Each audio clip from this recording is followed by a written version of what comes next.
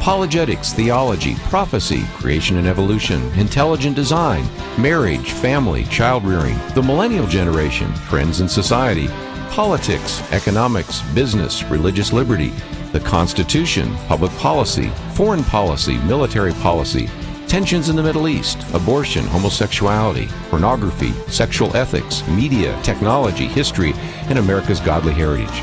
We talk about anything that affects your faith, your family, or your freedom. So don't go anywhere, because Point of View starts right now.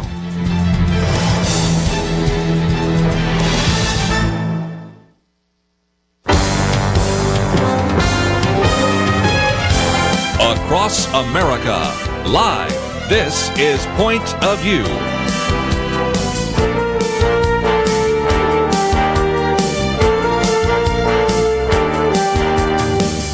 And now, Kirby Anderson. Thank you for joining me today here on Point of View. We're going to spend some time talking about God's design for love, marriage, and also certainly getting a better chance to get to know Matt Chandler. Many of you are very familiar with him, have heard his podcast, and are familiar with the fact that he's lead pastor at the Village Church in Highland Village, Texas, but also has been very much involved in the replanting of other churches and has about 12,000 members that attend that church. He and his wife, Lauren, have been faithfully leading that church for many years, and we're going to be talking about his new book, which we have information about on our website. It's a David C. Cook book called The Mingling of Souls, God's Design for Love, Marriage, Sex, and Redemption. Matt, great to have you in studio with us today. Always good to be here, Kirby. We've enjoyed having you by phone in the past when we talked about the explicit gospel, but we have you in studio, and you draw a crowd, I might mention. We have an observation room and all sorts of people. It's a lot of pressure, not just the radio, but the live audience is a little It is really good. intimidating. Well, and it's all live, so that's one of the great opportunities here. But I was certainly appreciating the fact that you have written this book. It really focuses on the Song of Solomon.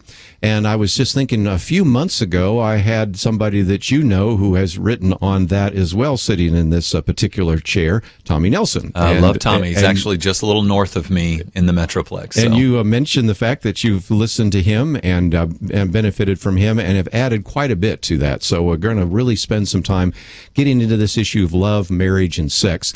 And I guess the obvious first question is, since you are at the Village Church and you have a lot of young people, and you spend, as you say in the book, countless thousands of hours in marriage counseling, premarital counseling, there was a real need for you to address this, wasn't it? Well, there's no doubt that the way that our culture is discipling young men and women to think about relationships is horrifically broken and bankrupt. Mm-hmm. Yeah. And you can tell that from everything from divorce rates to even statistics of how many children are growing up in homes with parents that are first marriage parents still together. I mean, I think it's 46% of children now are in a home like that. Mm-hmm. So the whole way we see, sense, and understand what relationships are and what they're for is hopelessly broken.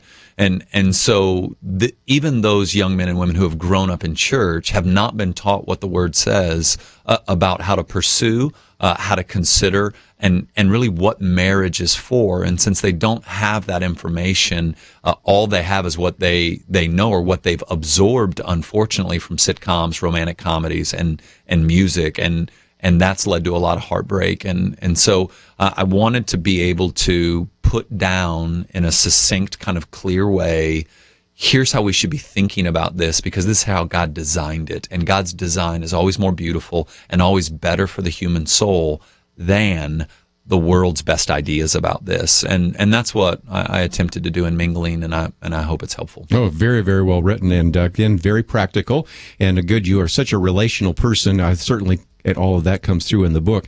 And I was just thinking, we really are facing a 1-2 punch. The one punch, obviously, you just talked about, the level of biblical illiteracy. Yeah. Young people today simply do not know God's Word. They do not know God's design, and maybe the only thing they've been able to see is the false box top to a culture trying to put the pieces together. That second punch, though, is pornography. Yeah. And I have been around long enough, since I'm a little bit older than you, to remember when I first wrote about that. The pornography was found in places on the outskirts of town. Yeah. You had to come back in a brown paper bag or something of that nature. It wasn't that available. You know as well as I do that now young men and women are seeing sexually explicit pictures, which have to be negatively affecting the way they view sex, marriage, and even the dating relationship. So the great thing about this topic and this issue is not only do you have the Word of God on our side, which is the ultimate authority, but on top of that, even science is backing up that this is a very bad thing that this box that we've opened, that this normalization of perversion, the effects of it in every arena of life, whether that be emotional connectivity, whether that be the sense of value, the elevation and understanding of the Imago Dei, all of this breaks down in this arena of pornography, and even there's some scientific studies saying it even rewires your brain. Yes. Like there's a drug-like effect on your brain, and now your ability to connect with another human being is deeply affected by what you're clicking and looking upon. And if you really start talking about it as it actually plays itself out, it's a serious sickness for you to leave the wife of your youth in the bedroom asleep while you're in the living room or dining room or office clicking on images rather than cultivating an intimate connection with your wife via the hard work of pursuing her soul and encouraging her life, so that sex isn't a mere physical exchange, but truly the mingling of souls that God designed it to be. So it's a bankrupt perversion that promises what it cannot deliver, and yet we just continue to chase it. And that's, I think, the real sad part of all of this, is the eroding of our own ability to enjoy relationships as God designed them to be. And I might just pick up on something you said in passing. Science is really that what they call neuroplasticity, which is a big word just for saying you can rewire your brain. And also all the studies done by people that could not even sign the doctrinal statement of your church. I'm thinking of Rutgers University, where they say living together before marriage is detrimental to your marriage. As a matter of fact, it will increase the possibility of divorce by 50%. Well, all those things that seminary professors and pastors have been saying for decades, centuries, even millennia, now are being proven to be true. And once again, we see the value of God's design. Absolutely. It's Romans 1, right? It's the Gentiles who do the law without knowing it. Yes, very good. Just before I take a break, let's talk about one of your chapters here, this idea of attraction, because that's something that we have to address. And again, we recognize that we're attracted visually, emotionally, and all sorts of things. You talk about the kind of commute that you and Lauren were engaged in when you were dating, and it shows how powerful that attraction can be, because you were spending more time on the road than you were with your future wife, right? There's no doubt. Yeah. There's no doubt. But I wanted to, I think that there's some compounding issues, and it goes back to, once again, I think not clearly seeing God's good design in the giving of this relationship for the glory of His name and the good of our souls. And I think the idea of attraction coupled with this idea of the mythical one, this one person that's going to, this Jerry Maguire, you complete me ridiculousness that dominates so many young people's ideas of what this is, means that so many relationships start with attraction, and there's no space for the patience to see character, to see godliness, to see commitment, and see those things that are going to be what fuels and feeds attraction for the next 40, 50, 60 years, as opposed to this kind of momentary, ooh, I like the way that looks. Yes. We're going to take a break, and when we come back, we'll continue our conversation with Matt Chandler. The book is entitled The Mingling of Souls, God's Design for Love, Marriage, Sex, and Redemption. It is published by David C. Cook. You certainly can find it in your local bookstore, but we have links to his website, to his church, and a way in which you can order the book if you cannot find it in your bookstore, and would certainly encourage you to do so. When we come back, we're going to talk about things like dating and courtship, revitalizing some of those ideas, what marriage means, and a little bit later, maybe even talking about how to fight fair and what really keeps a marriage going. So there's a lot to cover. We'll do that right after these important messages.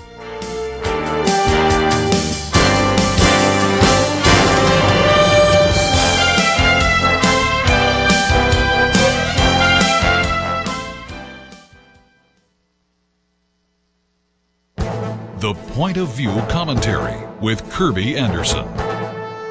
A case involving a church sign is headed to the Supreme Court. While that might seem like a trivial case, it illustrates what might become a major battleground between church and state. A small church in Arizona relies on temporary signs to direct worshipers to its services. This Presbyterian church rents space in various places for its services, so they depend on putting up cardboard signs to direct people to the latest location. The town of Gilbert, to restrict other signs put up by politicians and even signs put up by homeowner associations. One picture I saw showed one fence completely covered with campaign signs during the last election, and in the background you can even see signs on other walls like "For Sale by Owner." It is hard to believe that a temporary sign directing people to a worship service would have any negative effect on the aesthetics of the community. At stake is much more than aesthetics. The case raises this question: does government have the right to censor the type of content citizens promote? This is not only a freedom of religion question, it's a freedom of speech question, and it raises questions about how zoning will affect churches in the future. On my radio program, I've suggested that future church-state battles won't be over school prayer or posting of the Ten Commandments as much as they will be battles between cities and churches over zoning. A church in Texas was told that it could not hold services on their rented space because a local ordinance bans a church or school from meeting on the property. A church in Georgia had to hold its services in the basement of a jewelry store because churches cannot meet on property of less than 3 acres. A church in Illinois could meet and pray on their property, just not on Sunday mornings, and they could not call their property a church. This growing list of restrictions may be why the Supreme Court decided to hear a church sign case. How these justices' rule will impact lots of churches in America. I'm Kirby Anderson, and that's my point of view.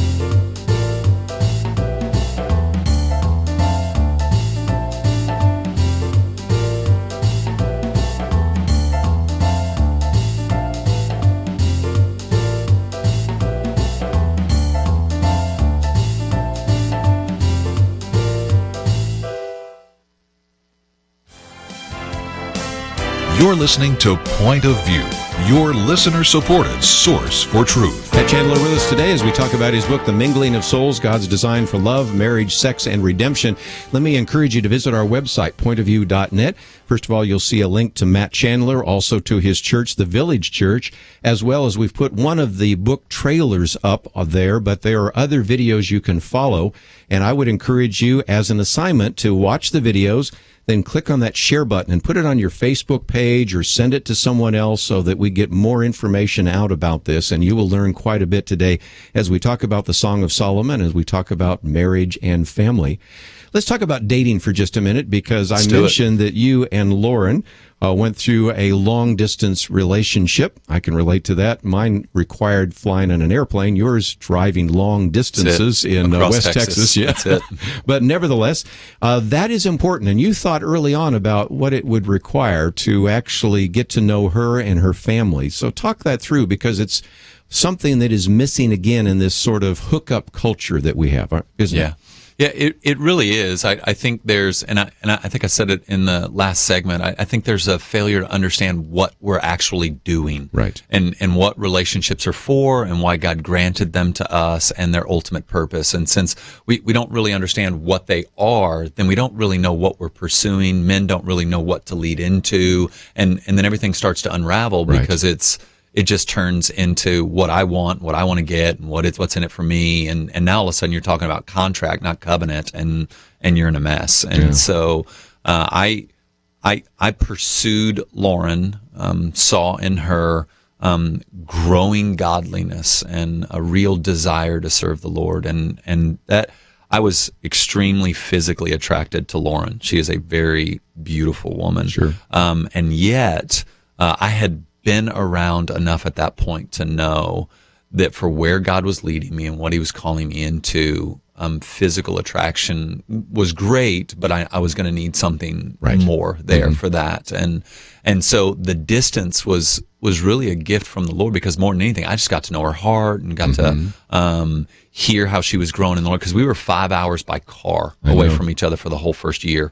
And then of course she moved to Abilene, and we were engaged 6 months later and married less than a year later. But learning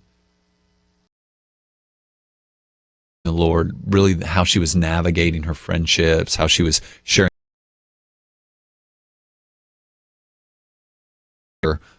Christians, really began to paint this picture for me of a woman devoted to the Lord, serious about the things of God, and all the while feeling called herself to a life of ministry, although not knowing what that would look like.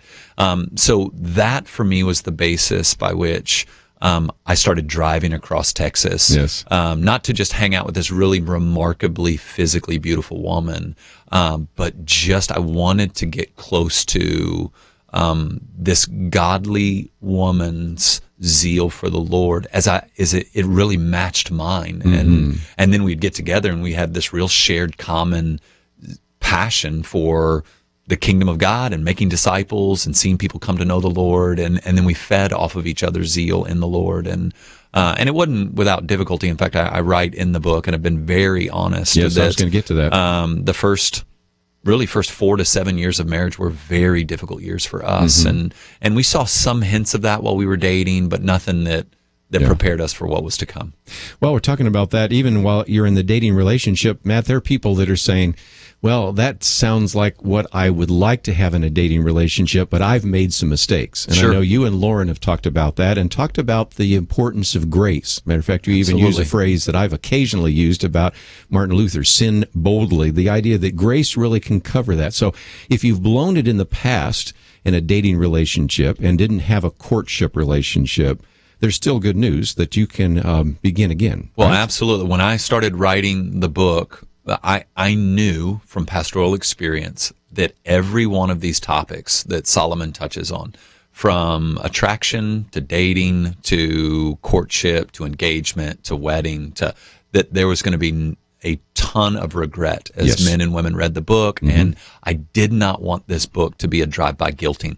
And that's why I don't want to just talk about love, marriage, sex, but I want to talk about redemption. Right. And so at the end of every chapter, what I want to do is circle back around. After we talk about attraction and where attraction should fall in a list of priorities, I wanted to circle back around and go, hey, have you blown it? Have you really messed this up? Okay, welcome to a very large fraternity, sorority of people. Here's the good news. That God enters messes and he cleans them, that God enters these spaces and redeems them. And when we talk about dating, we talk about sex, we talk about, at the end of every chapter, I want to circle back around to this fact that you're not going to out-sin the grace of God. And there's not a mess that the Lord can't put back together, restore, and make something really beautiful out of it. But I think we can learn a lesson that if you want to develop a relationship that is going to have permanence and trust, a spouse that's going to give forgiveness, certainly going through the right process is going to lead to a better outcome. Well, it absolutely is. So one of the sentences in the book, and I was really purposeful about the sentence, is that grace makes, grace doesn't make sin safe, but it does make sinners safe. Right. And so you do reap what you sow, and the Lord will protect you from many of the worst repercussions of sin. But there are still, Jacob still walks with a limp, and there still is residual effects that can haunt, and ways that you'll have to preach the gospel to yourself, some people for the rest of their lives, because of things that they've given themselves over to. And there'll be wrestles and fights that are going to be present, that God's forgiven, God loves, God's forgotten, but because you've chosen to give yourself into darkness, that you'll have a little bit more scars and some scabs that'll have to be dealt with. Let's see if we can jump ahead to chapter 3, where you talk about courtship, an old idea revived. And talk about an old idea. You say the word courtship in some places, and people think that's of the age of buggy whips and things. Sure. Although it has had quite a new kind of reformation within the Christian world. You know, I've kissed dating goodbye and things of that nature. Talk about this idea of courtship, because we see that also in the Song of Solomon. Absolutely. There comes a point where what you're doing is no longer trying to get to know someone, but rather now you've seen someone's weaknesses. You're not looking through the rose-colored glasses of, oh my gosh, this person is just perfect. But you see weaknesses, and there's this Hebrew word for love, ahava, this love of the will, this, I've seen some of your broken places and I'm not going anywhere. Really, I would argue that at that moment that we see those weak places and we say, okay, I'm not going anywhere, that at that moment now we're moving on a trajectory towards marriage in a courting relationship where I'm pursuing this towards marriage. This is what I'm doing. I don't want to just date you. I've seen it. All right. I've seen your good. I've seen your bad. I'm in. And at that moment, now we're moving towards the marriage union. And you're really sorting through issues as you talk about. In other words, this is where the conversation gets less superficial and deeper. And also beginning to understand family patterns and as you said, strengths and weaknesses and ways in which you can complete yourself, and other places where there are going to be those kind of tensions that you ran into, that you were very honest about in the book, that you ran into once you do get married. Absolutely. Again, the narrative in our culture that we're going to find this mythical one that makes everything work in us and always just leave us feeling valued and loved and full. It's such an absurd notion. You have two sinners. They're going to move into a house together. They've got varying backgrounds. They've got varying values. And even they'll have shared values. Oh God, they're going to have shared values. They're going to hopefully love the Lord, faithfully pursuing membership in churches. They're going to have those kind of core values. But the little ones are going to flare up in ways that you can't even expect. And so that's coming for us, and an understanding that that's going to come for us, and then the ability to. I've got a whole chapter on fighting in there because I'm going. You're going to fight. Let's not. I read marriage books before I got married, and they're how to avoid it.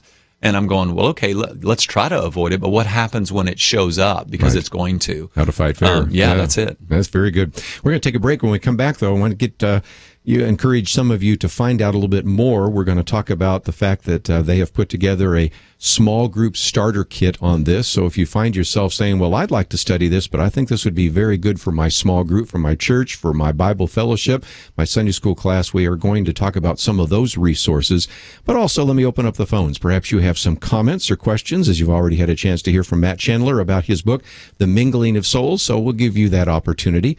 1-800-351-1212. If you go to our website, pointofview.net, you can click on his picture there. You will see we have provided a number of things. First of all, a link to his website, and then you will begin to also find some of the videos that we've posted so that you can find out a little bit more. Of course, if you click on a picture of the book, you can order it there. Of course, we're going to give you some more information about the small group starter kit in just a minute.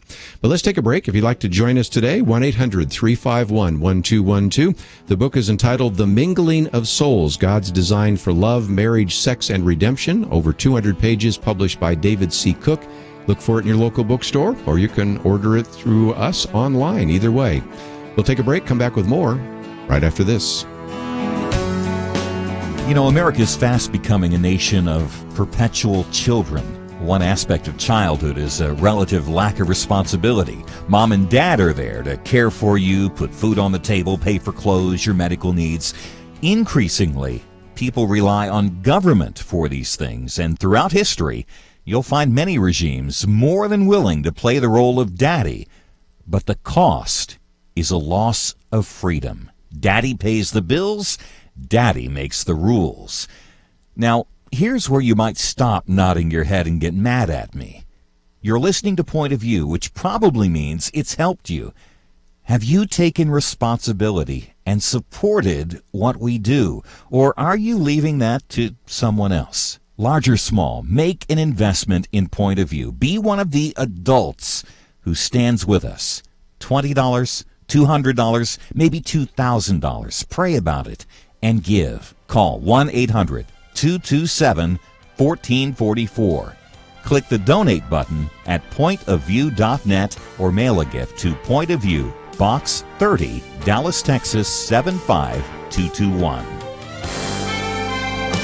Point of View will continue after this.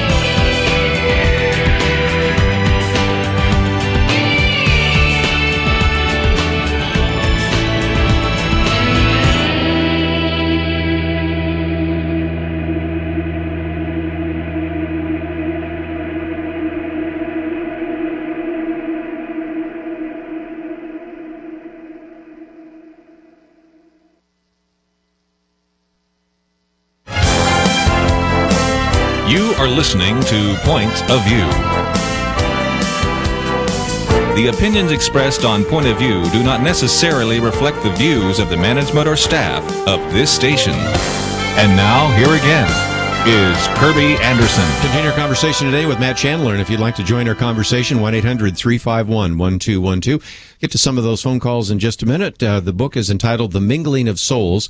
Before we go any further, though, I wanted to talk about all the resources that people can take advantage of. One, of course, is this book, but you have the Ultimate Small Group Starter Kit. Let's talk for just a minute about how many of our listeners, they could be a pastor, a Sunday school teacher, a small group leader, they could benefit from some of the other resources that you have available. Yeah, I would hope. As we started to put the project together, we knew that the unique part of the song is that regardless of where you were in life, the song had something to say. Right. And so if you were in that young phase where you were dating, or you were a newlywed, or you've been married 40 years, Solomon's got some things to tell us, right, about how the Lord's designed this thing to work, and what wisdom is in regards to these relationships. And so we wanted to help serve in any way we could, just knowing and seeing the issues as we see them in a very large church, with the confusion of early on marriage, the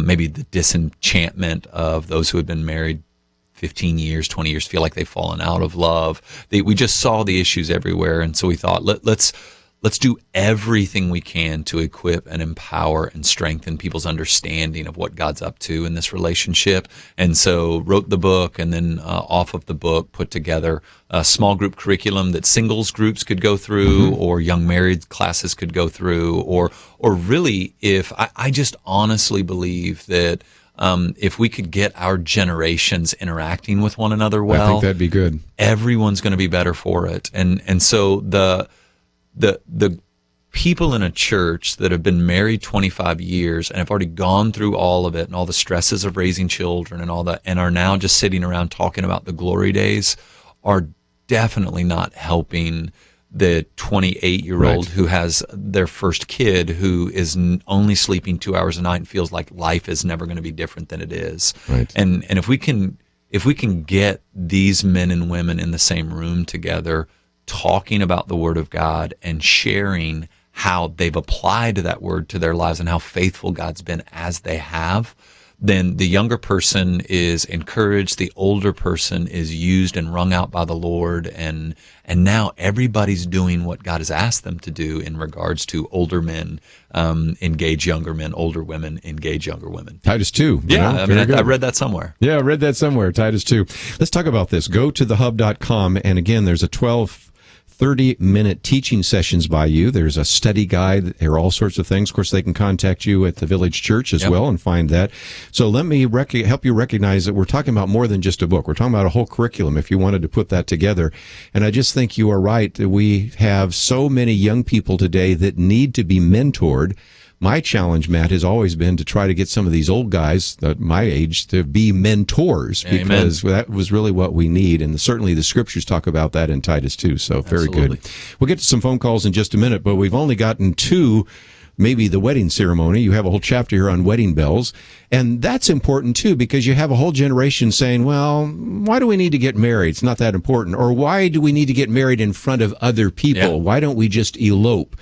I remember a mother recently saying, no, wait a minute, this is a social event. This is a family event. You're bringing two families together. You do it in the witnesses of others. You're not going to elope. And they go, oh, well, I never thought about that. Sure. That's a good example of that misunderstanding of what marriage is. So help us understand that for a minute. So the wedding day it's so wrought with and saturated with meaning and shadows that really to dial into what's actually going on there. First and foremost is as a representation of God's pursuit of his church in Christ. And then you're not just celebrating love, but you're actually entering into covenant before God and your friends and your family, who will all play a part in helping you keep that covenant. And so in part of the book, I talked about the difference between this idea of contractual relationships and covenantal relationships, where the contractual relationship is this idea of I'll do this for you if you will do these things for me. And covenantal love is much more, I give myself to you. I'm going to serve you. I'm going to not make this about me, but make this about you. And so by doing that's happening on the wedding day, where we stand in front of our friends and our family members and say, hey, for better, if everything goes awesome, I'm doing that with you. Or worse, if 2 weeks from now you're driving me crazy, I'm going to just be going crazy with you. I'm not going anywhere. And I'm entering into that covenant.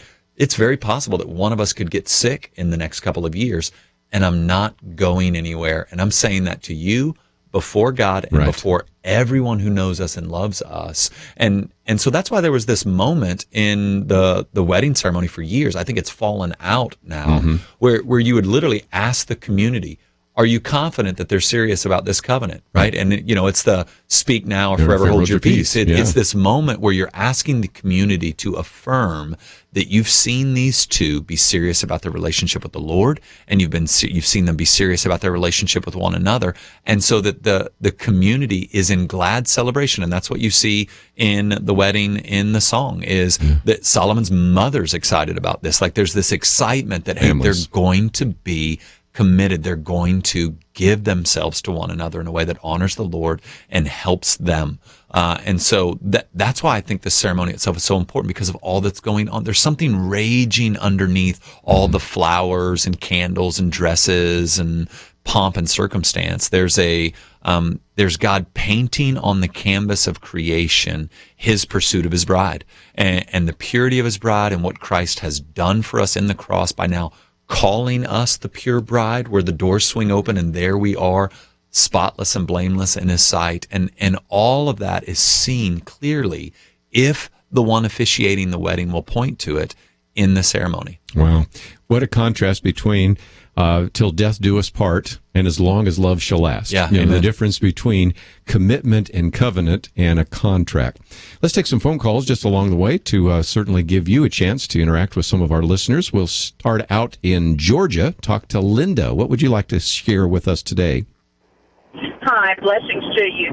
I have not read the book that you're discussing, but I am an old hand in the married world, and my husband and I are still, I don't know, we're, of course, I think closer than we were when we first met and married. That's good. As it should be. But we found out early in our marriage that sometimes the righteous, or the person in the right, has to give up the right to be right. And I don't know if you covered that in your book or not. Nope, you're setting us up for the next chapter on fighting. Yeah, absolutely. Oh, this is a great chapter, and I'm so glad you put it in there, because when I first saw that, I said, well, I've read some books on that, but Fighting Fair, Chapter 6, sometimes giving up the right to be right, giving up the right to get the last word. Talk that through for just a minute. Well, what the Lord's called us to in our relationship with our spouse is, as I can speak as a husband loving his wife as Christ loved the church, and so what I'm commanded to do is wash her in the water of the Word, encourage her, speak life into her, and there are times, and I had to learn this the hard way. This was one of the hard things early on in my marriage, is I could oftentimes explain away Lauren's feelings. So Lauren would feel a specific way. She would have her feelings hurt, or she would be upset or be bothered. And when she would voice that to me, I could help her understand why she should not feel that way. And yeah, you're laughing because and I'm laughing at me now, right? But that works real well, at the time, I had no idea. I was just like, well, you shouldn't feel that way, and here's why you shouldn't feel that way. And I had to learn that what God has called me to is to enter in with empathy to the way she feels, and minister to her in that spot. And so even if I had a list of facts on why she shouldn't have her feelings hurt by that's really not the time to pull out the list of facts, but rather to enter into her hurt and own not just all that I can, but even more than I can, if possible, of that hurt. And so I've taught our guys at the Village, and I think I mentioned it a little bit in the book, that Christ's initiating love, and then the call for us to be like Christ is that we are the ones to initiate the relationship being righted. Even if I use the kind of funny illustration that if Lauren is 99% wrong and I'm 1% wrong, before God, I'm responsible for my 1%. And so I'm going to own my 1%, but I'm not going to own it with stats. I'm not going to be like, baby, I just really need to, you're right. I apologize for that 1%. Do you have anything to say to me? I mean, I'm not going to do that, right? I'm going to just own my part and then let the Lord work on her heart. And in time, if she sees what she sees, then great. If not, I'm going to do my best to absorb all that I can absorb. Very wise man, and some very wise words in this book, The Mingling of Souls. Let's take a break. And so often we see what are oftentimes been referred to as the four horsemen of the apocalypse, invalidation, you don't have a right to feel that way, or escalation, where it starts out with an argument about toothpaste and it turns into full-scale war. Those different issues certainly are written about in various books, but this chapter here I think you'll find very helpful as well. Fighting Fair. We're going to take a break. We'll continue our conversation right after this.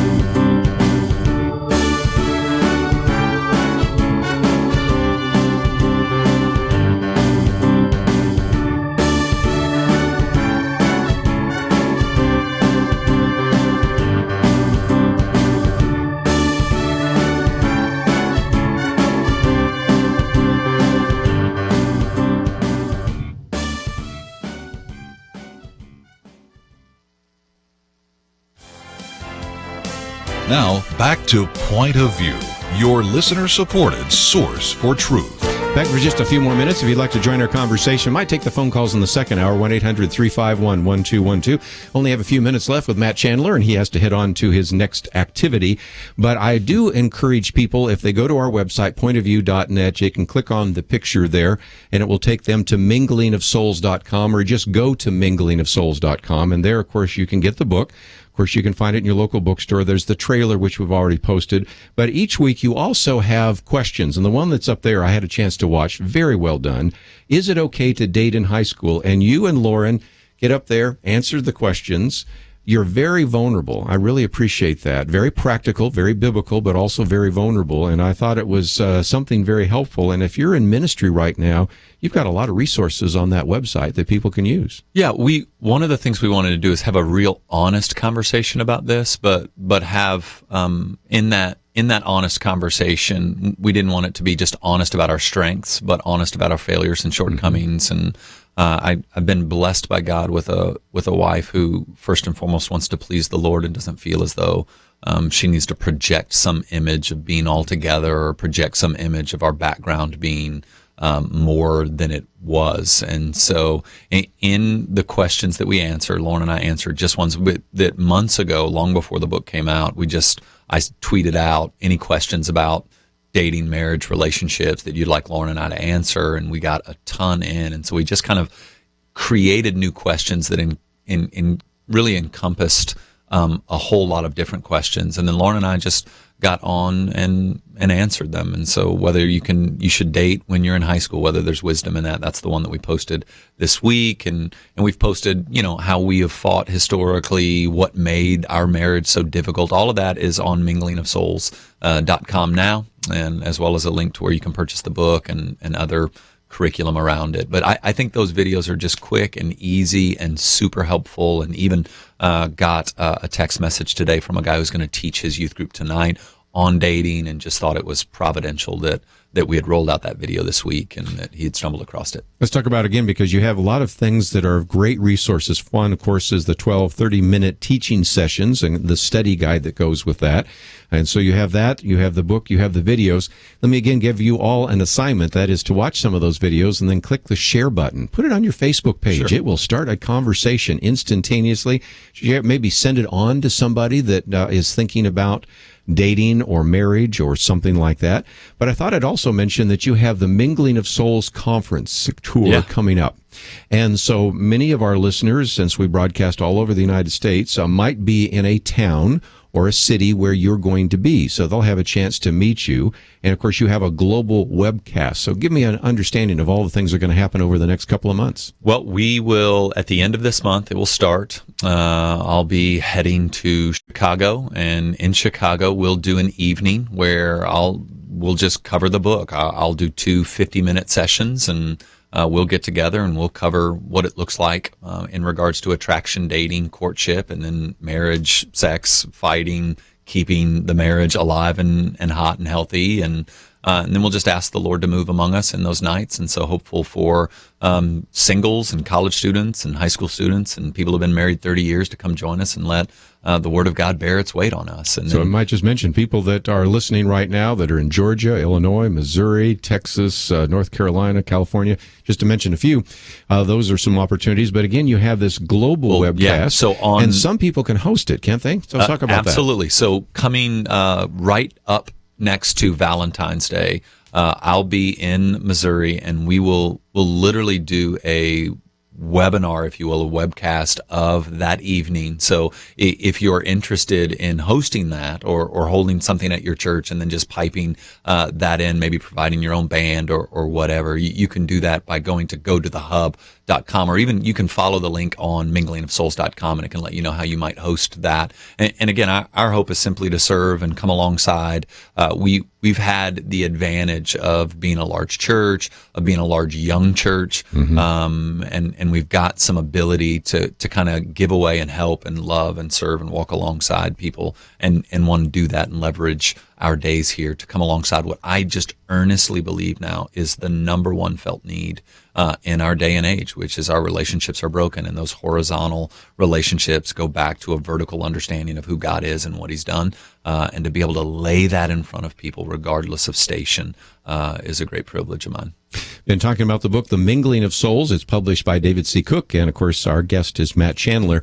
Just before we go, though, let's talk about the Village Church for just a minute, because individuals literally all over the world. I mean, I travel outside the United States occasionally, and I go to most of places in the United States. I've hardly run into a person that doesn't know you because of your podcast. So if people wanted to have a chance to listen to more of what you are teaching about, we've talked about in the past your book, Explicit Gospel. Of course, you have the book on Philippians, for example, To Live is Christ, to Die is Gain, and many other resources. Those are available through the Village Church, and we have that link there as well. Absolutely. So I've been pastoring the Village Church for 12 years now. I'm a Bible guy. I tend to preach through books of the Bible. Don't consider myself overly creative. So when I tend to, mingling's interesting because we actually called it the Mingling of Souls. But I haven't preached this at the Village Church yet. But I'm about to preach through the book of James, and we've called that series James. So I'm not overly, I feel like if it was good enough for James to just call this letter James, I might as well just stick with it. Yeah. But love to preach through the Bible line by line, want it to be understandable and applicable, and want it to make sense to people who hear it. And then I just like to have a good time as I preach the Word of God. I just don't tend to trust people who don't have a good sense of humor or can't laugh at themselves or can't enjoy the goodness and grace of God all around them, despite the brokenness of a Genesis 3 world, just to know that God's at work in the mess. And so whether iTunes or our site, again, we try to give everything away that we possibly can give away. And so the podcast and the vodcast are free. Any of the kind of documents we've written as a church on doctrinal positions or any of that is free on the website, thevillagechurch.net. And again, we hope to leverage what God has done at the Village just to serve the body as a whole, and are willing to do that in any way possible. Well, I'm certainly grateful that you came into the studio today. We've certainly enjoyed following you and listening to your podcast, and I've enjoyed talking with you by phone, but it was great to have you in studio today, and you drew a crowd, so it's been great. It was a good time. Well, I'm going to let you go because we are going to, in the second hour, move into some of the issues in the news, but if you'd like to join our conversation, don't forget 1-800-351-1212. Website is entitled pointofview.net, and as you go there, you can see some of the videos we've posted, including these ones with Matt Chandler, but also our Uncensored series, and it's available there for you as well. My viewpoints are there, my daily commentary, so you would certainly want to follow some of that. And of course, we gave you an opportunity to take an action item and to follow that up as well. So please take the time to visit the website pointofview.net. And once again, don't forget all those very important websites that we have given to you because they are important. One of the most important, of course, is minglingofsouls.com, and you will be able to find all the links. But if you want, you can also go to gotothehub.com, and you'll find all the resources. And, of course, thevillagechurch.net. And so lots of great resources. Please take the time to visit the website and take the time to learn from some of those very important principles as well. Let's take a break. When we come back, we're going to get into all sorts of issues in the news. But as I've said before, if you'd like to join us, 1-800-351-1212. If you'd like to listen to this again, we do make available a podcast. And, of course, you can even watch the program as well. So those are available on our website and also available if you go to our channel on YouTube. So all of it is available there. Let's take a break. We'll come back. Lots of things happening in the news today. We'll spend some time talking about that, giving you a chance to join the conversation. And don't forget that the website pointofview.net is there for you to use and to effectively minister to other individuals. Let's take a break. We'll come back with more right after this.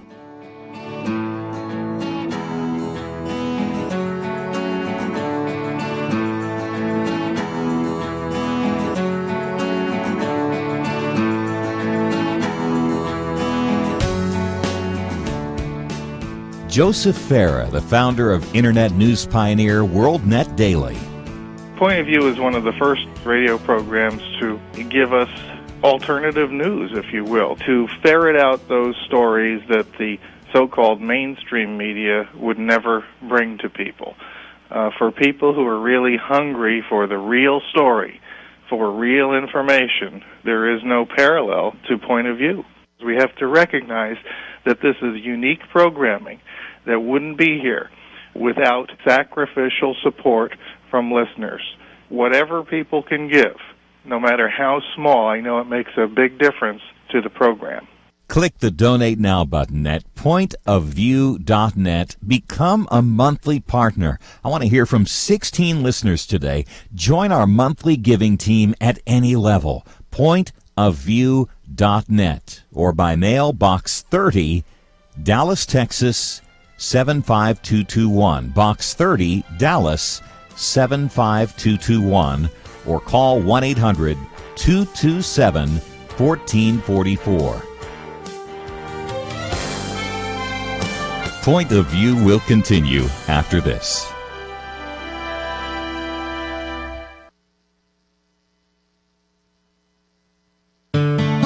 I just thank God for y'all. I listen to you every day, truly. I wanted to thank y'all for everything you do each day to inform Christian families and our community about the things we can do, and just the way you're so informative. I listen to you daily and love you guys and appreciate you so much.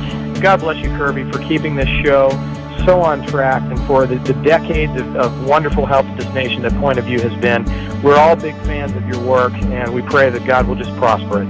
As a Christian, over the years that I've followed this program, I am constantly challenged to be on guard and to evaluate what's going on. And if for no other reason, to protect the caliber and the truth of your programming, I need to participate and to back your program financially to ensure that the truth stays out there for people to hear, to view, and to be a part of.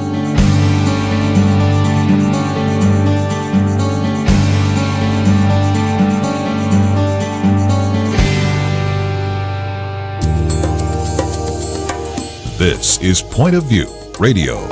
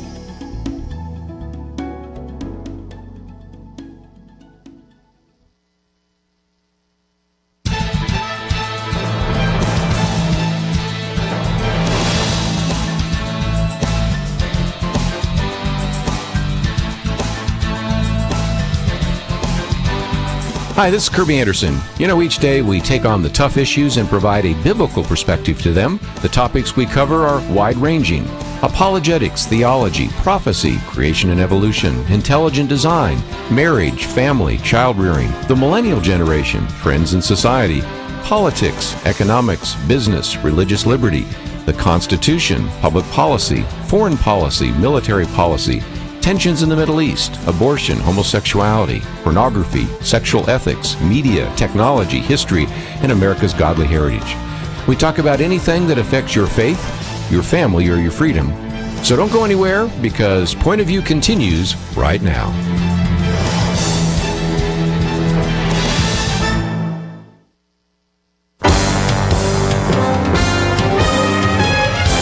Across America, live. This is Point of View.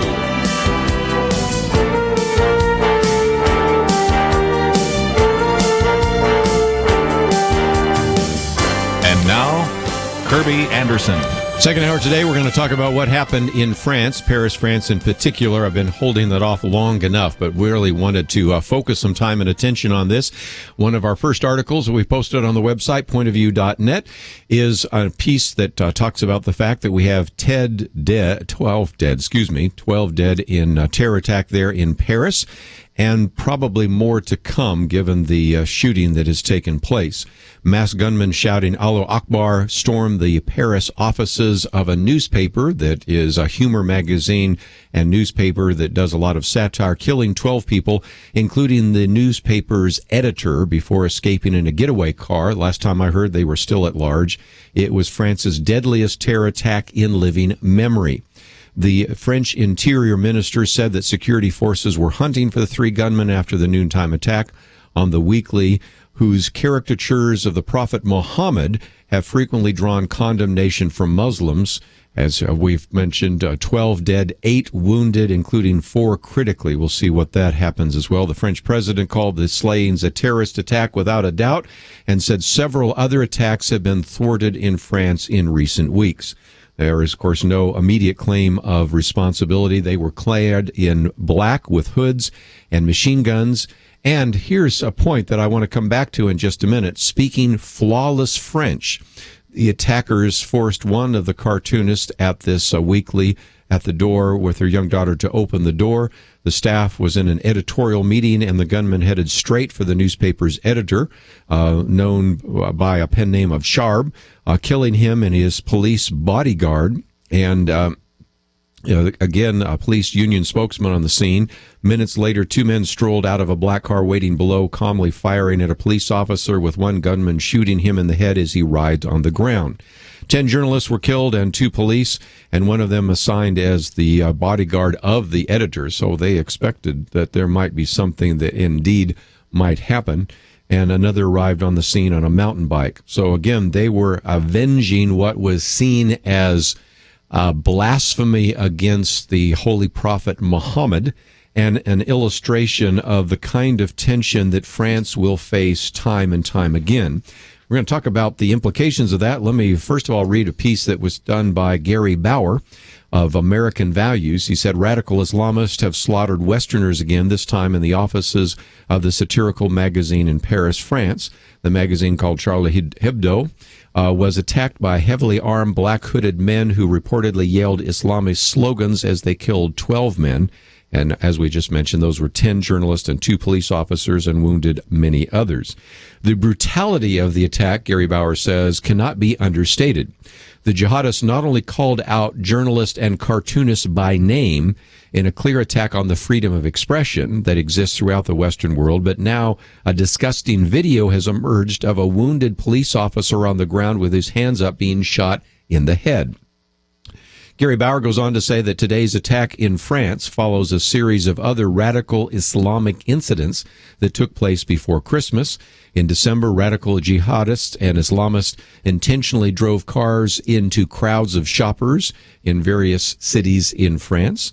Police officers were attacked by a knife-wielding Islamist in another one of those cities, and similar attacks have happened in Jerusalem, and the latest horror in Paris follows similarly inspired incidents in Canada and Australia.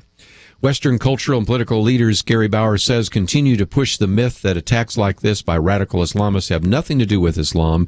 No doubt before the day is over, we'll hear high government officials in the Obama administration in Europe make exactly that point. Former Vermont Governor Howard Dean said this morning that he refuses to call the attackers Muslims. I'll come back to that again in just a minute as well. Gary Bauer goes on to say that the fact that radical Islamism is growing in the Muslim world, it aims to establish a worldwide caliphate. The attack today will spur its growth among young Muslim men, not suppress it.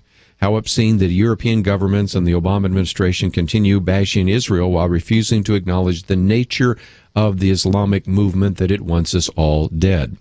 He goes on to say, I mentioned earlier the understandable attempt of a wounded police officer to surrender to these murderers. What is harder to explain is the daily surrender throughout the Western world, including here in the United States. We vividly experienced this evil on the morning of 9/11. We saw it again in the carnage of Fort Hood and at the Boston Marathon bombing. Sadly, we will surely endure more of the murderous work of these death-worshipping cult in the months and years ahead. Lots to say about this, but let's kind of take each one along the way. The first, of course, is already illustrated by what Gary Bauer was said. This steadfast unwillingness to say that this has anything to do with Islam. Does it represent all Muslims? Of course it does not. Let me add that disclaimer immediately. But it seems to me that there is sort of this mindset that says we will not call Islam Islam. There is even a very good article that the Christian Research Institute has put out recently in their latest magazine, Is the Islamic State Islamist? Now, somebody that was not aware of the politically correct dialogue going on would take that as sort of like asking, is the Pope Catholic? Is the Islamic State Islamist? Well, of course it is. And this, I think, brings us back to how crucial it is to begin to understand how an individual who is a radical Muslim would interpret the Quran differently than, say, a moderate Muslim. Let's take one of the key verses that is used so often by these jihadists or Islamists, and that is in Surah 9:5. This was perhaps the last chapter written in the Quran, and in Surah 9:5 it simply says, fight and slay the pagans wherever you find them, seize them, beleaguer them, and lie in wait for them in every stratagem. If you take that verse literally, if you believe that that verse applies to you today, then you can see how that would give, if you will, comfort, encouragement, even motivation for radical Islam. If, on the other hand, you say, well, maybe that applied to Muhammad in his day, but it doesn't necessarily apply in this modern world of pluralism, then you can see how those individuals would be pretty good neighbors. But the point that I think needs to be made is this constant attempt to disconnect what has happened today in Paris, France, from other radical Muslim attacks is not actually serving us well, and as I think a good illustration of indeed one of the great challenges that we face, because the politically correct environment will not call Islam Islam. It will not call radical Islam Islam. It will not call ISIS Islam. It will not call the Taliban Islam. It will not call these individuals who actually broke into this newspaper and killed 12 people, individuals that are tied to Islam. Of course they are. The second one I will take after the break, and that was the very striking comments that these were individuals speaking flawless French. I think it is important to illustrate the danger of what you might call the homegrown terrorist. And so after the break, I want to address that issue. But I'd also love to get your comments as well. How do we think about this particular attack? Are we living in a world where political correctness is not helping us to see what is taking place?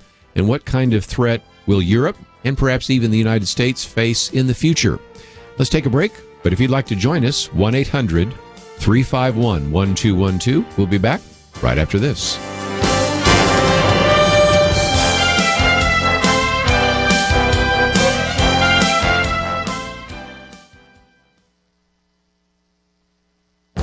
The Point of View Commentary with Kirby Anderson. A case involving a church sign is headed to the Supreme Court. While that might seem like a trivial case, it illustrates what might become a major battleground between church and state. A small church in Arizona relies on temporary signs to direct worshipers to its services. This Presbyterian church rents space in various places for its services, so they depend on putting up cardboard signs to direct people to the latest location. The town of Gilbert, Arizona restricts such signs, but does not appear to restrict other signs put up by politicians and even signs put up by homeowner associations. One picture I saw showed one fence completely covered with campaign signs during the last election, and in the background you can even see signs on other walls like "For Sale by Owner." It is hard to believe that a temporary sign directing people to a worship service would have any negative effect on the aesthetics of the community. At stake is much more than aesthetics. The case raises this question: does government have the right to censor the type of content citizens promote? This is not only a freedom of religion question, it's a freedom of speech question, and it raises questions about how zoning will affect churches in the future. On my radio program, I've suggested that future church-state battles won't be over school prayer or posting of the Ten Commandments as much as they will be battles between cities and churches over zoning. A church in Texas was told that it could not hold services on their rented space because a local ordinance bans a church or school from meeting on the property. A church in Georgia had to hold its services in the basement of a jewelry store because churches cannot meet on property of less than 3 acres. A church in Illinois could meet and pray on their property, just not on Sunday mornings, and they could not call their property a church. This growing list of restrictions may be why the Supreme Court decided to hear a church sign case. How these justices' rule will impact lots of churches in America. I'm Kirby Anderson, and that's my point of view.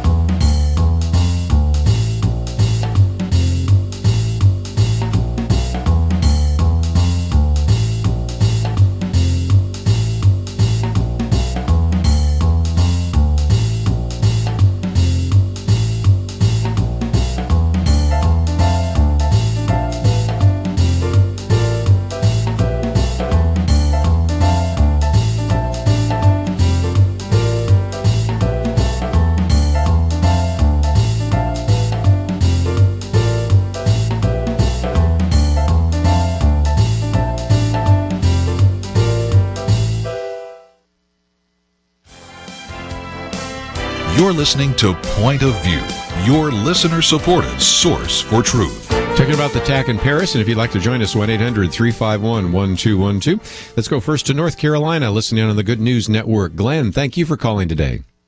Oh, thank you, Kirby. I appreciate it.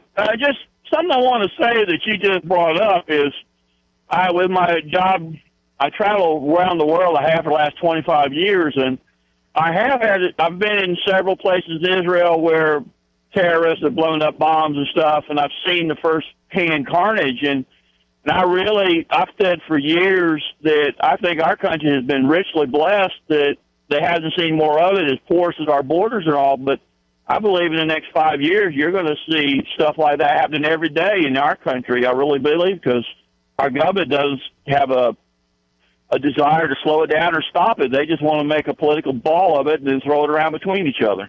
Well, again, we are very fortunate that we've had very few terrorist attacks on our shores. And then when we do have them, we always redefine them as workplace violence. But we are blessed in the sense that the ratio between those who might be radical Muslims and the general population is a very, very significant ratio. And that is, it's a very small ratio. It's a very small percentage, however you want to say it. In France, there are places you can go in France right now, and there are some places in the UK, even in the Netherlands, but we'll use France since that's where this took place, where they're pretty much enclaves. They're pretty much Muslim enclaves where even law enforcement do not go in there, and where radicalism is being bred. And thus, it is not surprising that this has taken place. And when you get to a point where you have sort of critical mass, and France is moving into that, eventually France, if they do not do some dramatic things, which I doubt they will do, it will become a Muslim country. Oh, it'll still maybe be called France. It still may have Paris and Lyon and all that, but it will be much more of a Muslim country than it will be a European country. And that's, I think, the future if we don't pay attention to the individuals we bring into this border. And as you point out, we've had a porous border. Most of the people that are coming to this country, hopefully, are individuals that, even if they broke the law, would like to be law-abiding citizens. But you have to recognize that with some of those people that have come from Mexico, Latin America, gotten off ships and everything else, some of the individuals that are now in our population maybe do intend us harm, and that's why Homeland Security needs to pay attention to it. So, Glenn, I appreciate your phone call today. Go ahead. I appreciate it. Have a good day. Okay. Let me get to that other second point, because Glenn sort of raises that as well. We are talking about, in France, a different kind of complexion. When they talk about the French youth that were rebelling or French youth that are challenging the government, we're not really talking about young people called Pierre or Jacques. Really, in many cases, talking about young people named Ali and Muhammad. And that is back to the demographic issue that I was sort of alluding to, but let me get into it in a little more detail. In all of Europe right now, you have these countries headed for what you might call a demographic winter. And that is due to something very simple. In order to replace your population, you need 2.1 children. Now, I've never seen a 0.1 child. You haven't either. But what we do is we take the number of children born and divide it by women of reproductive age. Those numbers are not even close to 2.1. If you look at the countries around the Mediterranean, which have some of the lowest, Spain, 1.1. Italy, 1.2. Actually, the best is Greece, 1.3, but even in Greece, you can see all the riots they've had because you have more grandparents and you have parents, you have more parents and you have kids. You can't keep a welfare system going when you don't have that many people paying into the system. Well, when you come to France, initially it looks a little better because its fertility rate is about 1.7 last time I checked, and that's from Mark Stein's book, America Alone. But that's deceptive, because that 1.7 puts everybody together. If you look at just Europeans that were there before, those people that have French heritage, I think the number is in the 1.3 category. Well, how does it get up to 1.7? Well, you talk about Muslims that have come from Algeria, Muslims that have come from Turkey, other places, or Egypt, other places. They have a much higher birth rate. So they're winning the birth rate war, if you will.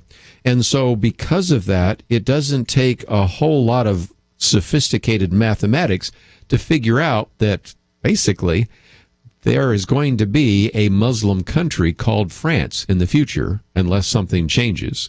And I don't see anything that would change, because you would have to actually take people that are in France, who have come to France or were born in France, and send them away.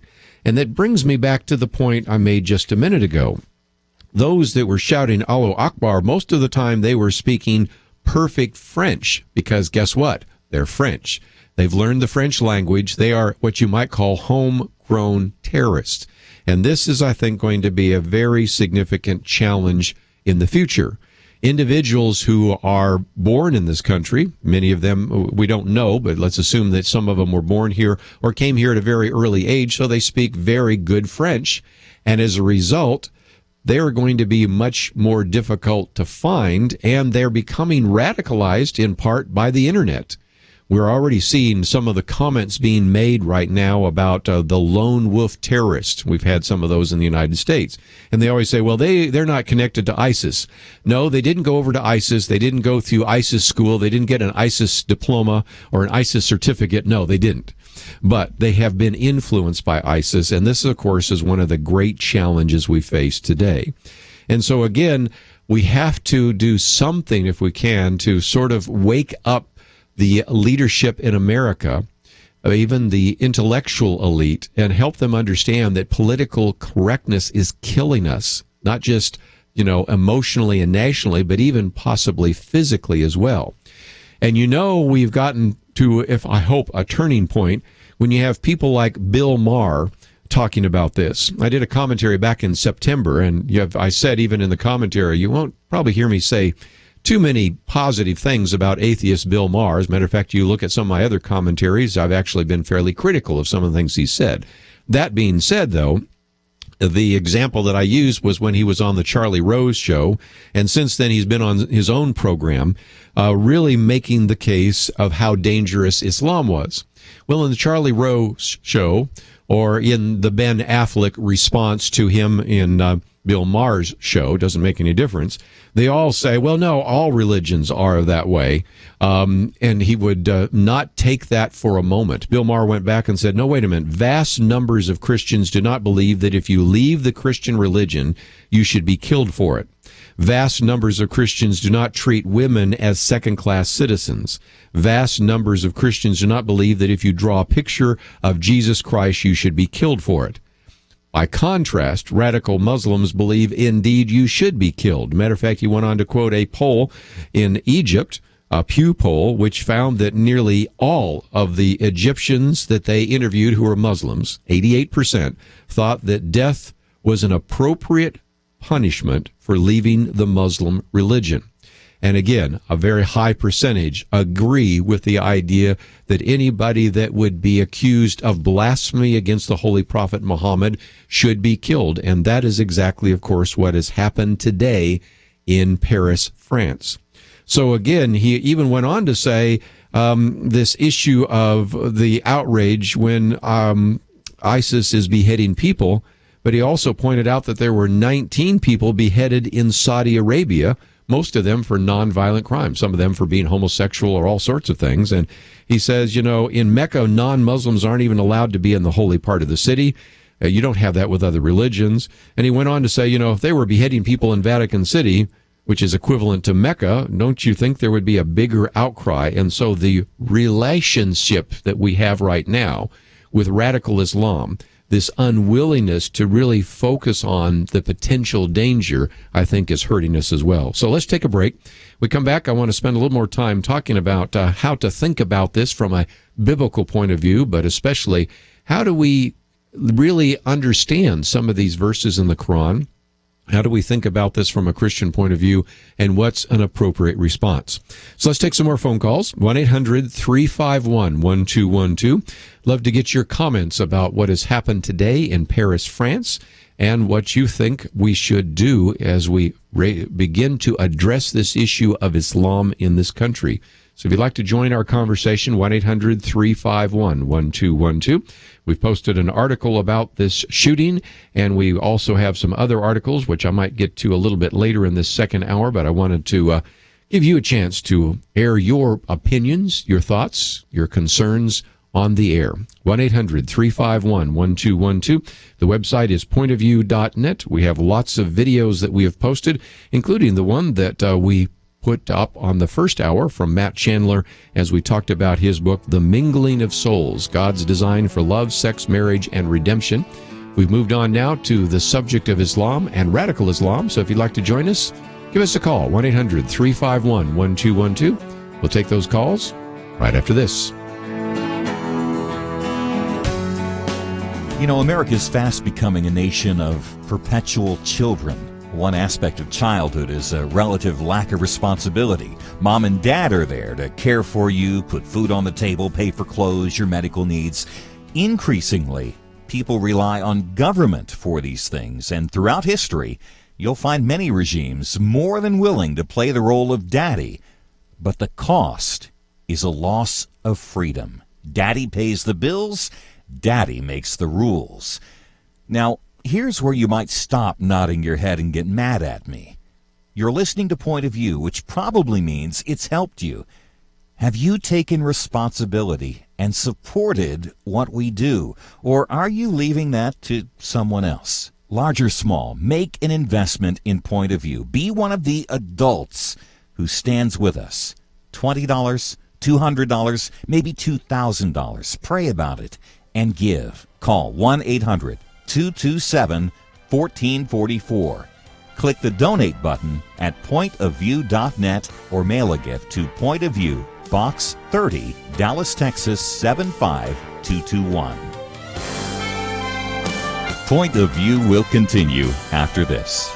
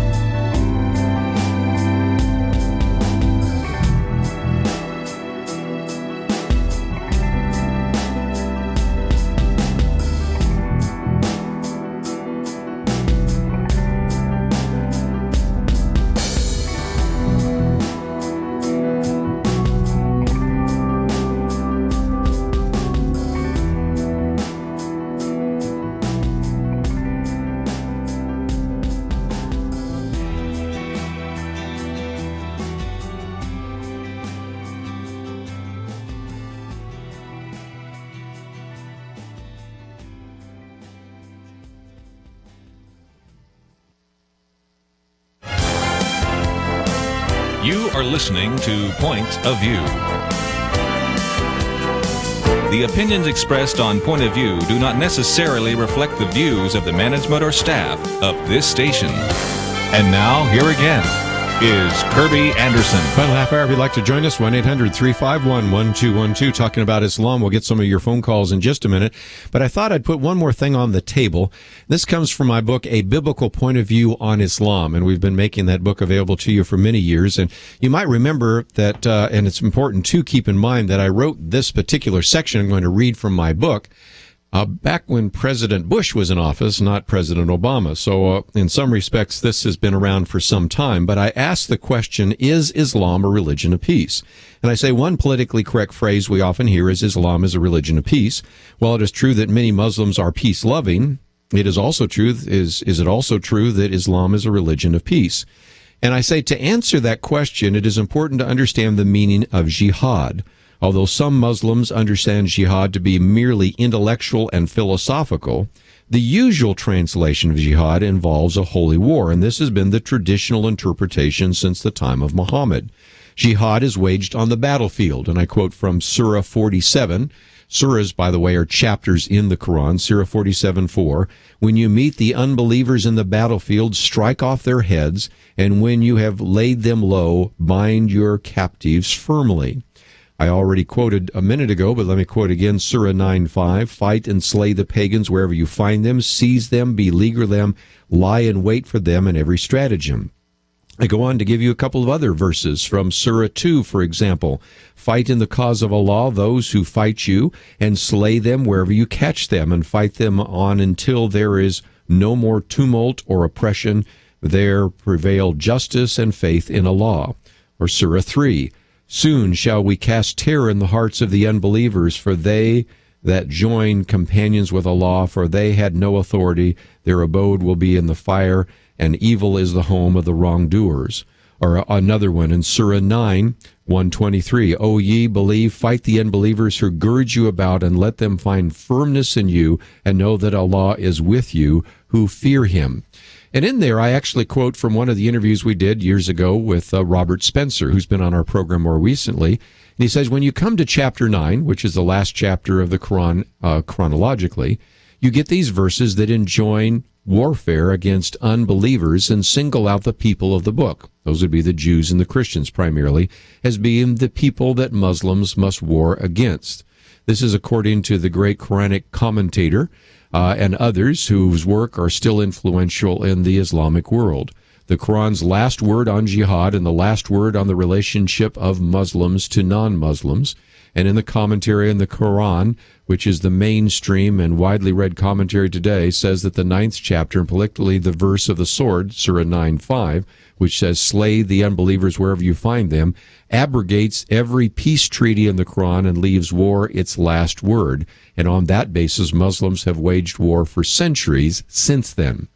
The point I'm making is that if you were to take a literal interpretation of these verses of the sword, and I've just read a few of them, just so that I could be complete and help you understand that we're not picking one verse out of context, but you can find these in certainly Surah 9, but in Surah 1, 2, 3, 4, and 9, and some of these other passages, 47, I just mentioned, there are certainly a number. And if you take those literally and believe that these are binding on you today, then it's quite likely that you would be a jihadist. If in some way you contextualize those and say, well, maybe that applied for their day, but it doesn't apply to us, it's very different. And so I wanted to pull a little bit out of my book, A Biblical Point of View on Islam, to address that issue of, is Islam a religion of peace? Because you know what we'll be hearing tonight, and probably already have been hearing, although I've been on the air, so I haven't had a chance to hear some of the comments about this is not representative of Islam. Sadly, it has been, and moderate Muslims need to go and reinterpret those verses or to set them aside if we're going to have anything that looks like peace in this modern world. Well, let's go back to the phones and give you a chance to join our conversation. We'll go to Ohio first and talk to Tom. Tom, thank you for joining us today. Yeah, yes, thank you. I've been listening to your phone and phone talk and everything, and the politicians and everything, and people talking about the Quran. Well, I've read the Quran 3 times. I'm a born-again Christian, and there's no way that I'm going to get up arms and go and get a force and go against Islam. what you're doing with the Quran, you're dissecting it for just anything that you want. You're not taking the whole Quran as what it is as their gospel. And when you dissect it like that, you're making a lie out of the church, because the church goes by the whole Bible. And there's something wrong with their mindset. If the churches start preaching against the Muslims, we might have a good change. But as long as they don't, we won't. Not sure that I'm not necessarily taking it out of context. I could give you a couple more verses. I mean, after a while, I could probably have covered most of the Quran. I mean, it's not much longer than the New Testament.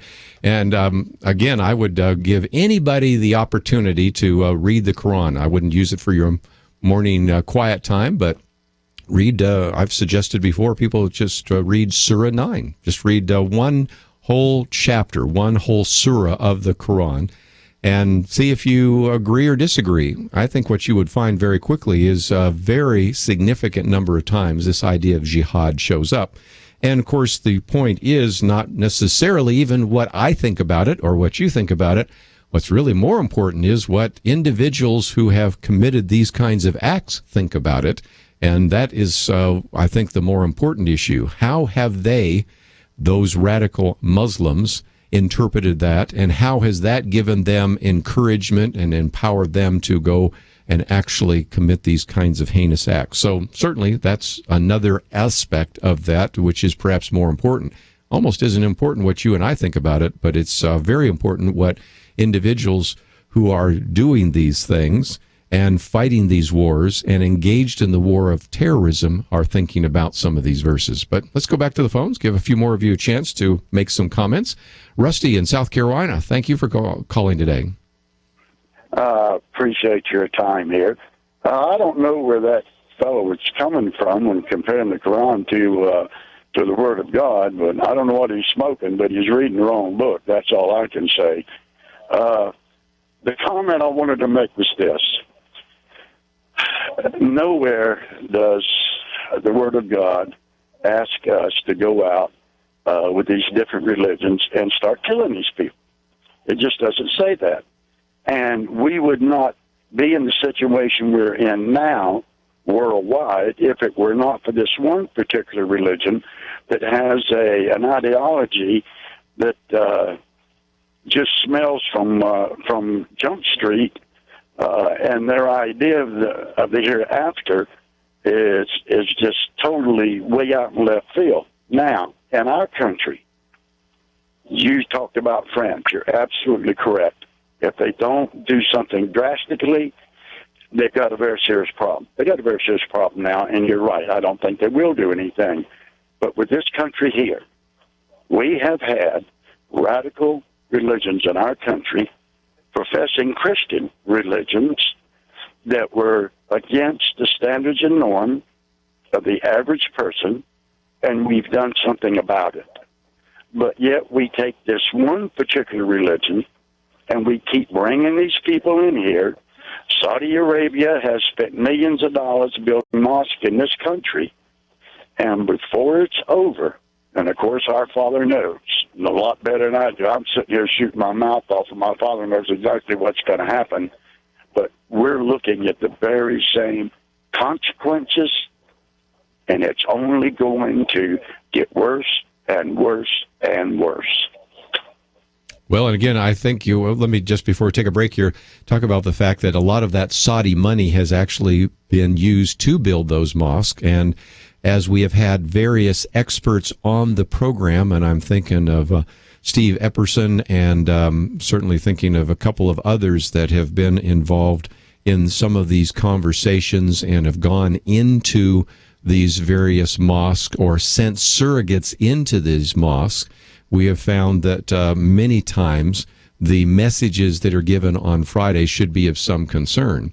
And the reality is, if we continue down this road where political correctness keeps us from maybe understanding what is a very significant threat in this war on terror and failing to maybe make some distinctions between those who are peaceful Muslims and those who intend us harm, we're going to see more of these kinds of situations, not fewer of them. And so whether it's Frank Gaffney, whether it's Steve Emerson or others that have done some of the research, it is, I think, of great concern that many of these mosques today have been centers for radicalism, and it illustrates what could take place by looking at what happened today in France.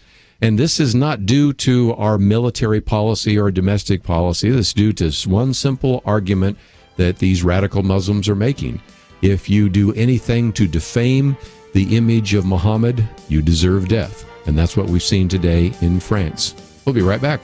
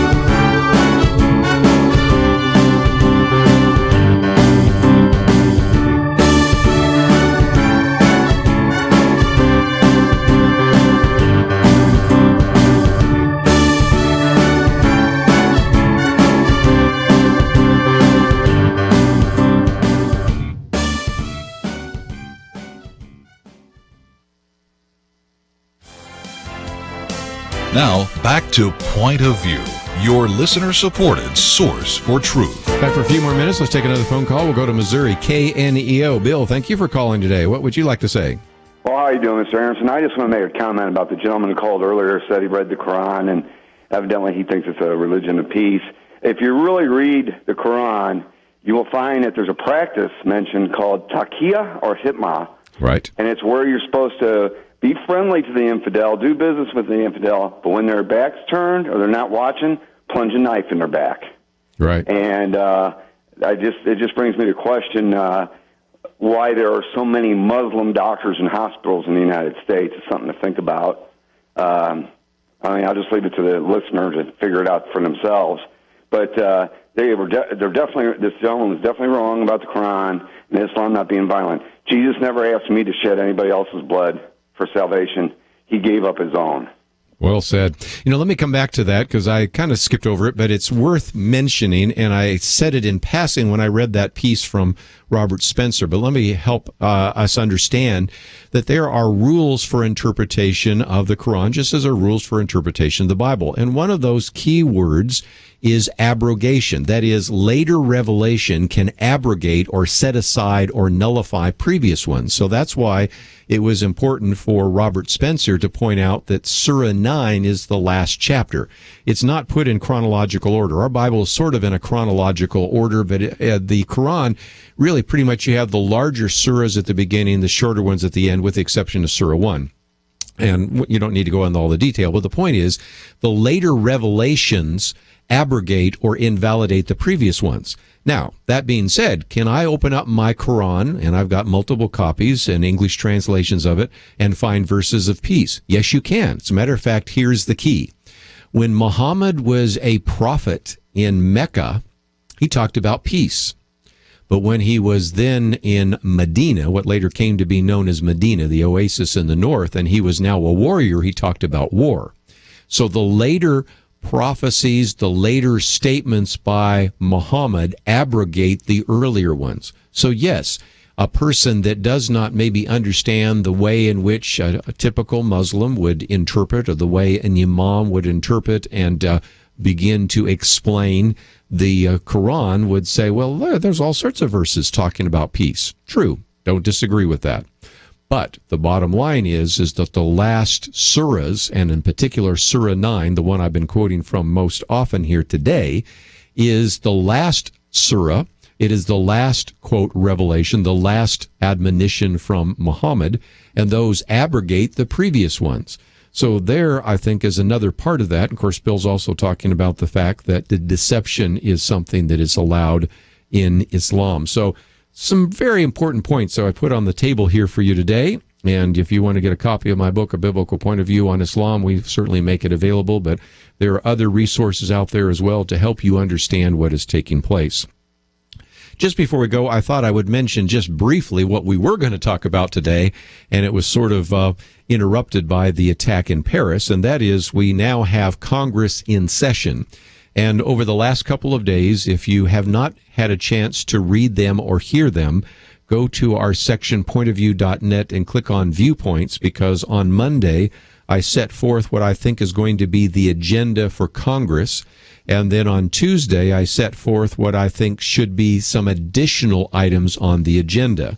And it is interesting because in both of these cases, when we begin to see how this is played out, we see that President Obama has threatened vetoes.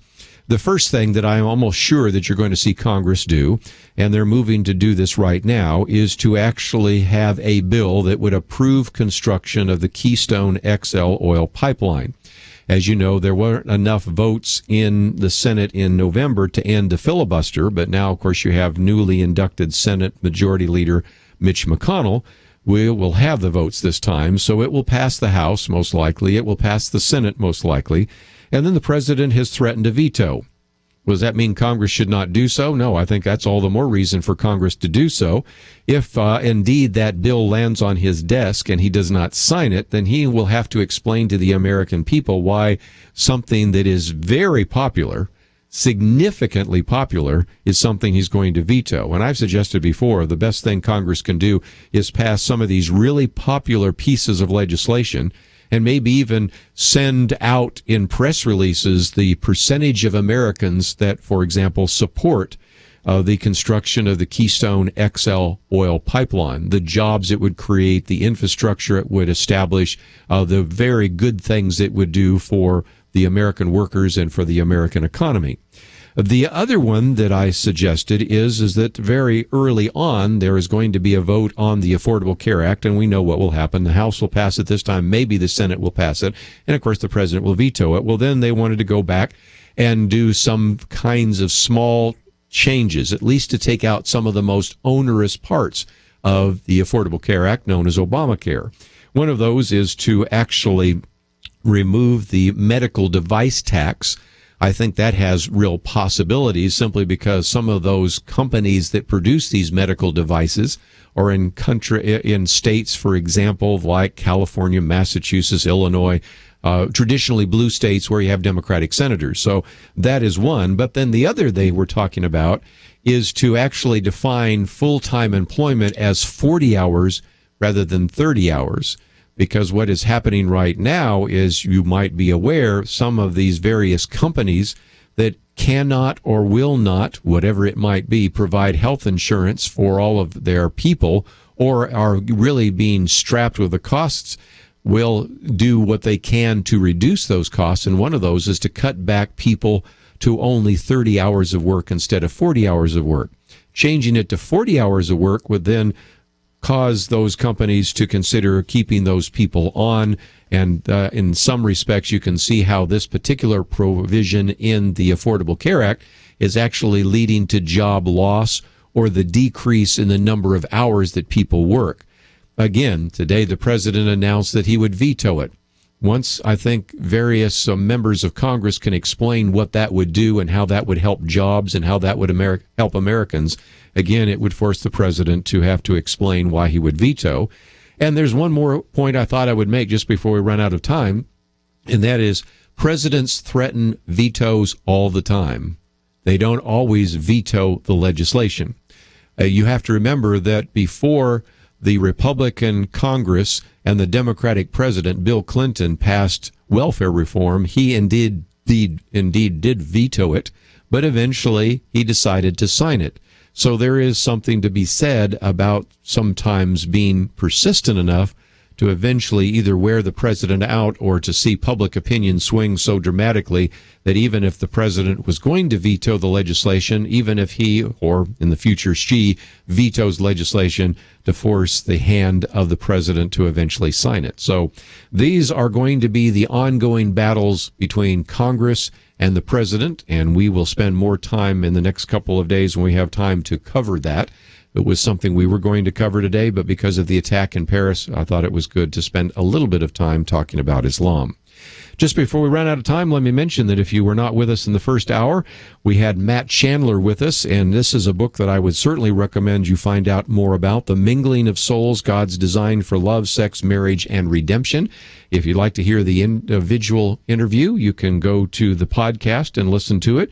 If you'd like to read the book, just hit that button that says See More, and there's a place for you to order the book. There's a place for you to watch a book trailer and a way to find out a lot more about some of the resources that they are making available through the Village Church. And in the second hour today, we spent some time talking about the incredible attack in Paris and encourage you to read the article about that as well. That's all we have for today. I hope that you appreciated the conversation we had, first about marriage, then about Islam, and about Congress. We'll certainly cover some more of that tomorrow. I want to thank Andrew, Catherine, and Chris for their help behind the scenes. See you back here tomorrow.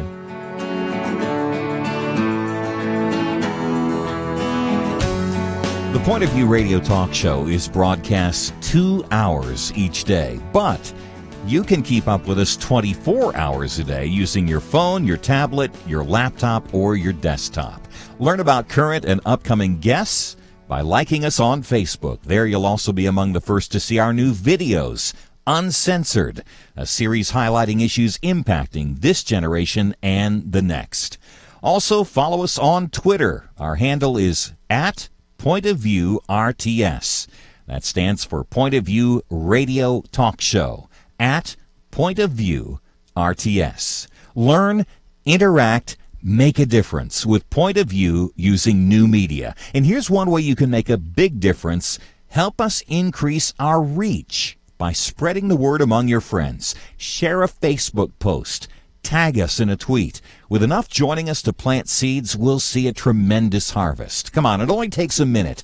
Search for Point of View Radio Talk Show on Facebook, @PointOfViewRTS on Twitter, and subscribe to the Point of View Radio Talk Show channel on YouTube.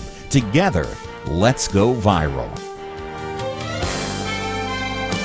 Point of View is produced by Point of View Ministries.